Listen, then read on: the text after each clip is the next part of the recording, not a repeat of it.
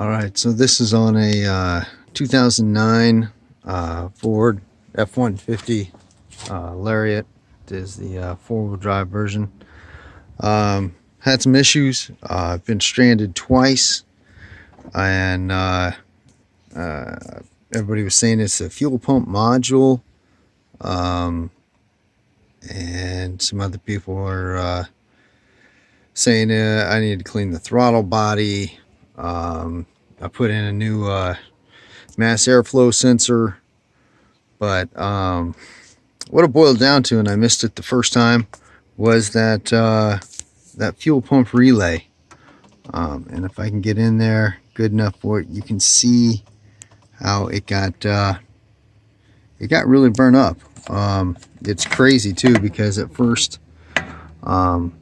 I put in a new mass airflow sensor and changed my oil and oil filter. I was just shooting in the dark, and because I already gone through my fuses and hadn't seen that one, and just one more time decided to go through it again and pull it out, and that's your buddy right there. It's 20 amp. It was kind of hard to see that it was actually burnt. I don't know if I can get it.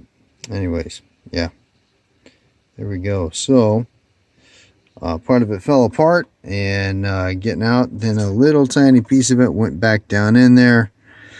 So I'm pulling it all off and gonna flip it over and shake that piece out. Hopefully it works.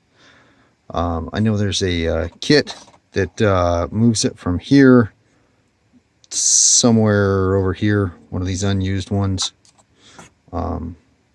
But I'll have to do that at a later time.